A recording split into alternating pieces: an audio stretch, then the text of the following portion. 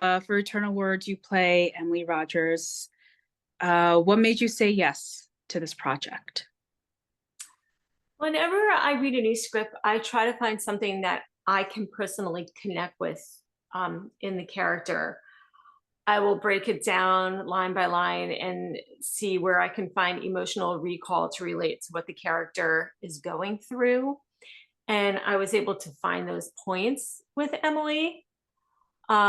If I'm reading a character and there's just really nothing that I can pull from it, and I just feel very disconnected, then it's just something that I usually reject doing.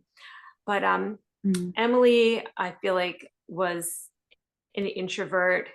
She had a lot of rage and emotion, and at times accidentally, took that out on her husband, not meaning to, but it's just building up, and she had a lot of secrets, and I'm always trying to find a secret for my character. No matter what type of character, I will always find a secret.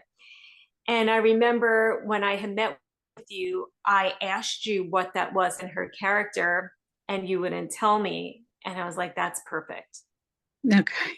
Because I will come up with something, and you don't need to know what it is. Just her character will. hmm Yeah, absolutely. That's where I think it's a little unique. I think a lot of directors like to tell the actors what to do, but I'm hearing more and more of where, they let you guys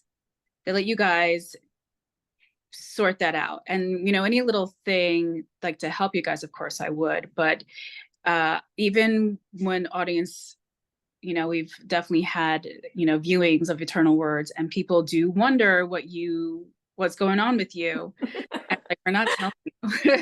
And I've had people try to guess it, and it's different every time. No one has like the same answer. I'm like, this is very interesting. So in a way, I just giggle a little bit, because we definitely did put something to her character just to get a feel off of. I don't think to this day we still told you what it is. We didn't. I have my own version written on Yeah, paper. so you can see I your mean, girl version. I don't know if we're ever going to tell people what exactly it is. I think it's a lot of fun to just have people dive in. It's just showing me, I don't know about for you, but it's showing me that people are really diving into this film and are really are attached to it where they're asking that. So for me, it's a joy to have people ask after they see it, like what's going on with Emily. And I'm like, I'm not telling you. You can have your own imagination and okay. your own conclusion. And yeah, it's different every time. So I think that's amazing that that happens. And yeah, we continue doing that.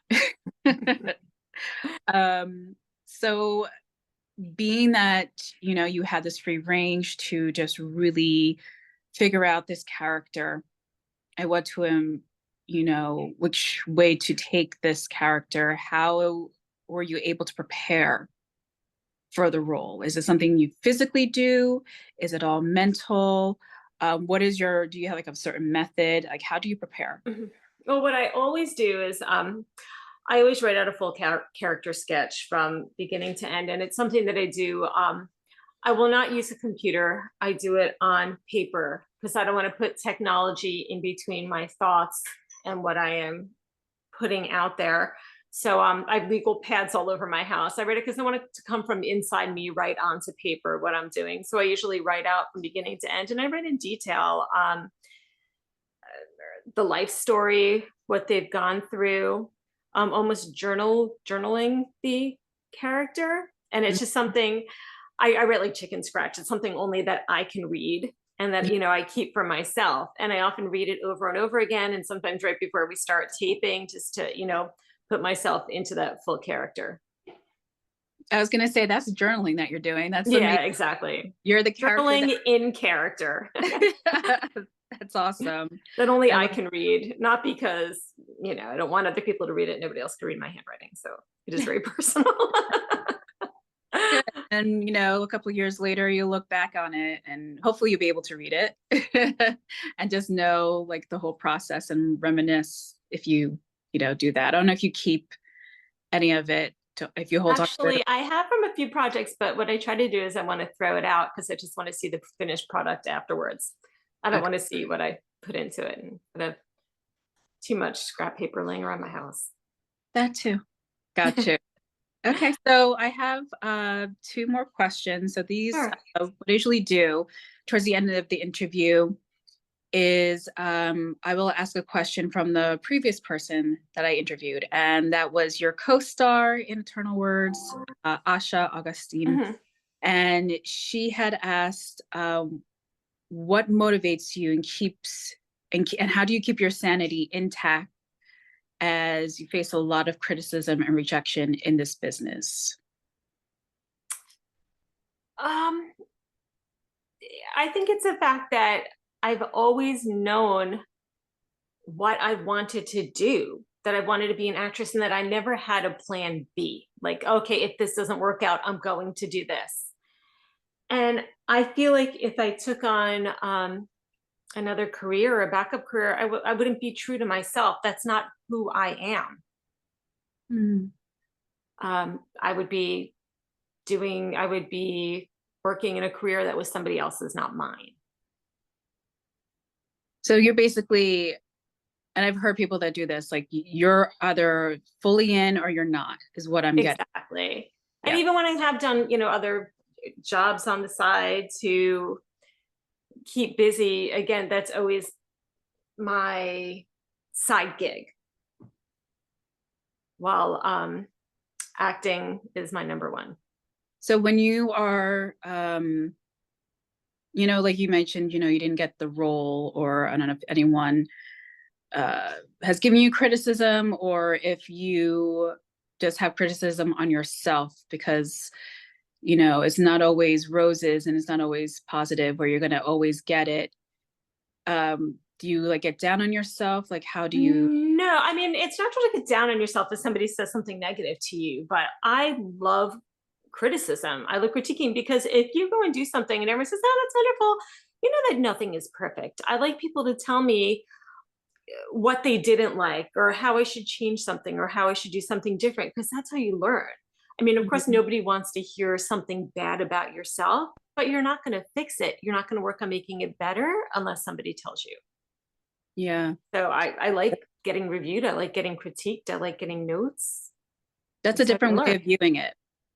That's for sure. I think it's the way of, and I think this is where I was talking to Asha about this. I think it's just your way, your viewpoint, and how Mhm. you view things. And so you're definitely taking that in a different way where many people, they would keep that close to their heart. Um, Mhm. and think, internally, maybe there's something wrong with them or whatever it may be. But your outlook is just like, okay, I can grow from this and be better. I So, think in any job, any career, you're always growing. Nobody's ever come to a point where they're just perfect and everything is right. People say that about artists, but I think that about any career. I think everybody can keep growing and learning and building yourself up and getting better at what you do. mhm, As they say, even famous actors and actresses continue to take classes. They're always working on their craft. It's yes. like exercising. Say a bodybuilder is always exercising. You're not going to just say, "Hey, I look good. Now I'm going to stop." And then what happens when you do stop? Yeah, exactly. That's what happens. Okay, Get old and perfect. flabby. Yeah, no, I love that. So that's like a very interesting, I would say metaphor, a different way of like putting that in perspective. We have a bodybuilder that just says, I want to stop working out. And then what happens?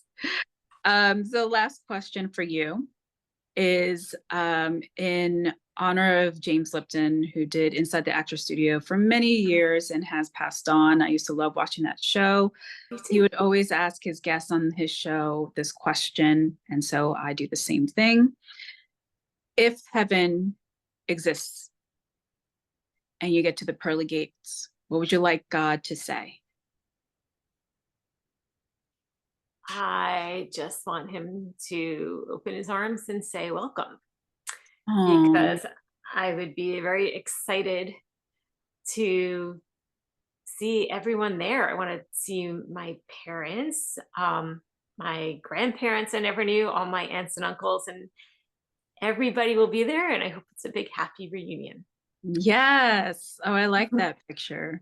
I love that. I just like, wow.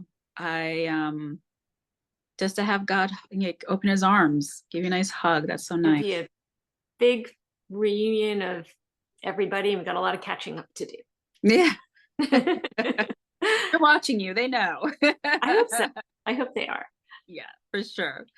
Well, thank you so much, Tracy, for again taking the time to speak with me and do this interview and sharing your journey so far. I wish you all the best and what's to come to you. Lots of great things for sure. And also saying yes to this project. It's been absolutely wonderful. And I continue to look forward to doing many more projects and anything else that we end up doing together. It truly is a pleasure. So thank you. Thank you so much for this opportunity.